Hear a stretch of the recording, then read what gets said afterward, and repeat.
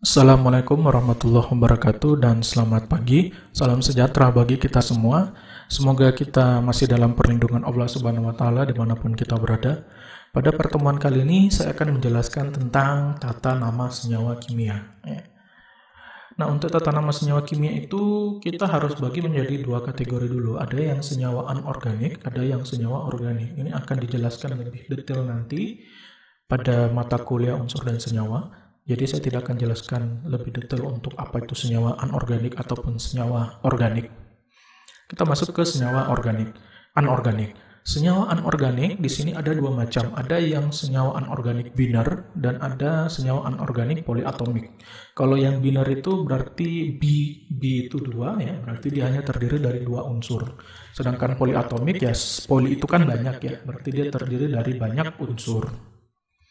Sekarang kita masuk ke senyawa anorganik biner untuk yang gabungan logam dan non-logam.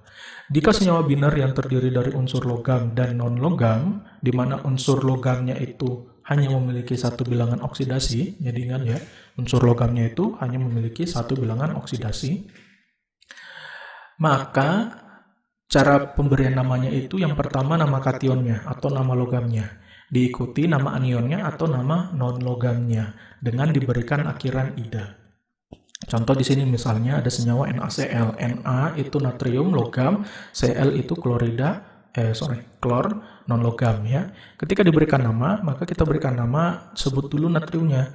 Natrium, kemudian kita tambahkan klor di belakangnya, diberikan akhiran ida, jadi klorida. Ya. Sama dengan Mg3N2 ya. Ini kan logam dan non-logam. Jadi diberikan nama magnesium dulu logamnya, kemudian diikuti oleh nitrogen. Tapi nitrogennya dirubah dengan akhiran ida jadi nitrida ya.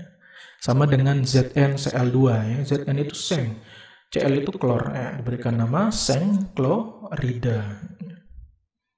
Selanjutnya senyawa biner untuk unsur logam dan non-logam juga. Tapi perbedaannya adalah unsur logamnya ini memiliki lebih dari satu bilangan oksidasi. Jadi banyak unsur logam itu di dalam tabel periodik unsur yang memiliki bilangan oksidasi lebih dari satu. Contoh misalnya besi. Besi itu ada bilangan oksidasinya 2, ada juga bilangan oksidasinya 3. Nah, kalau kasusnya seperti ini, sederhana ya. Bilangan oksidasi logamnya itu dituliskan di tengah-tengah antara nama logam dan nama non-logam berakhiran idanya. Dan ida dituliskan dalam angka Romawi dalam kurung ya. Contoh misalnya FeO. FeO di sini besinya memiliki bilangan oksidasi 2. Maka kita tuliskan besi 2 oksida. Ada juga yang FeCl3. Nah, di sini besinya itu memiliki bilangan oksidasi 3. Maka kita berikan nama besi 3 klorida. Dan seterusnya ya. Kalian bisa cari di tabel periodik unsur logam-logam mana yang memiliki bilangan oksidasi itu lebih dari 1. Biasanya itu umumnya logam-logam yang ada pada golongan transisi atau golongan B. Kemudian senyawa biner non-logam dan non-logam. Kalau senyawa binernya itu non-logam dan non-logam, maka kita sebut saja unsur unsur non-logam pertamanya, kemudian diikuti unsur non-logam keduanya dan diberikan akhiran ida. Ya. Contoh misalnya HCl. HCl itu berarti hidrogen klorida. ClF klorin fluorida. IBr iodin bromida ya. Jadi sederhana. Nah, yang jadi permasalahan adalah kalau senyawa biner non-logam dan non-logamnya itu ternyata bisa membentuk lebih dari satu bentuk senyawa. Contoh misalnya ya, unsur non-logam C, karbon, dan unsur non-logam O, oksigen, itu bisa membentuk dua jenis senyawa. Ada CO, ada CO2. Ya. Nah, ini kita harus memberikan aturan tata nama yang baru. Ya. Kita harus berikan awalan angka Yunani. Ya. Sesuai dengan jumlahnya dalam senyawanya. Di sini di bagian kiri kita sudah lihat kalau misalnya jumlahnya 1, kita berikan nama mono, kalau 2 itu di, kalau 3 itu tri, 4 itu tetra, 5 itu penta, 6 itu heksa, 7 itu hepta, 8 itu okta, 9 itu nona, dan 10 itu deka. Ya. Contoh yang tadi, CO dan CO2 ya. CO karena dua-duanya itu 1, maka disebutnya karbon monoksida. Untuk yang kedua, yang CO2, karena O-nya itu ada 2, disebutnya ya berarti karbon dioksida. NO juga seperti itu. N dan O itu bisa membentuk NO, bisa NO2, bisa N2O, bisa N2O5. Nah, Kita mengikuti saja awalannya. Kalau NO itu nitrogen monoksida, NO2 itu nitrogen dioksida, N2O itu dinitrogen monoksida, kalau N2O5 itu dinitrogen pentaoksida, dan seterusnya mengikuti aturan yang saya jelaskan tadi.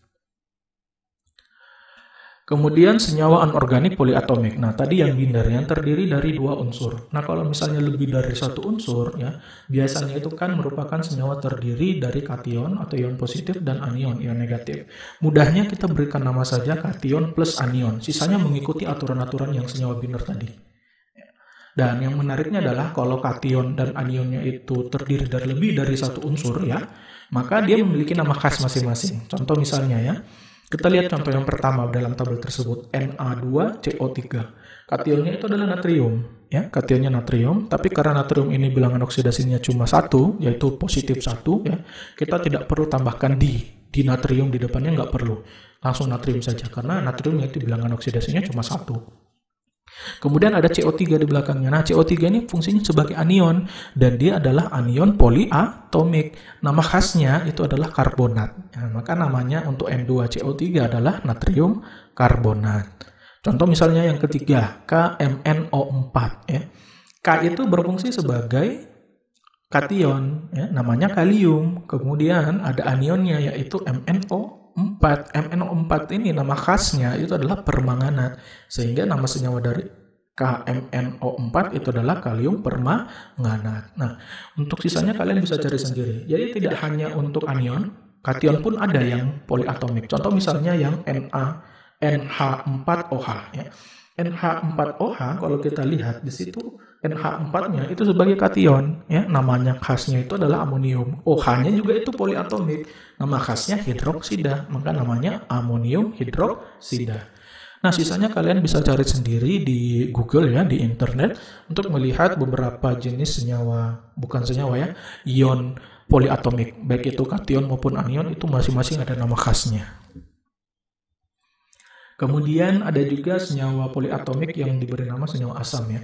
Kalau senyawa asam itu biasanya ada hidrogen di depannya. Nah, namanya mudah.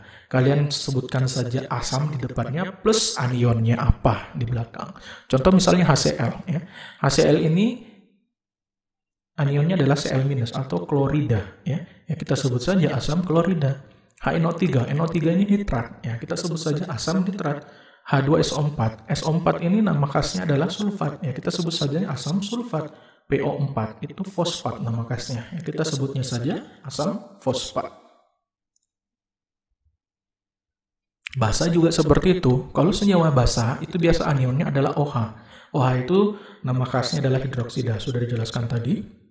Penamaannya mulai dari nama kationnya diikuti dengan hidroksida di belakangnya. Contoh misalnya yang pertama di sebelah kiri basa kuat LiOH. Li itu kationnya litium diikuti dengan hidroksida. Atau misalnya kita pakai yang paling bawah basa lemah sebelah kanan FeOH 3 kali. Nah, karena Fe itu bilangan oksidasinya lebih dari 1, kita harus tuliskan juga bilangan oksidasinya. Oh, bilangan oksidasinya 3. Berarti kita berikan nama besi 3 itu kationnya, kemudian ditambahkan anionnya hidroksida. Besi 3 hidroksida. Selebihnya masih mengikuti aturan yang di senyawa binder dan poliatomik sebelumnya. Nah, yang terakhir adalah tata nama senyawa organik. Tata nama senyawa organik sebenarnya sangat kompleks dibandingkan anorganik, ya. Sehingga lebih detailnya biasanya dipelajari di mata kuliah kimia dasar 2 dan unsur dan senyawa, ya. Nah, di sini yang kita perlihatkan beberapa senyawa organik sederhana saja. Contoh misalnya kalau rumusnya CH4 namanya metana, C2H6 etana, C3H8 propana, C2H4 itu etena, C3H6 itu propena, C2H2 itu etuna atau nama lainnya asetilena.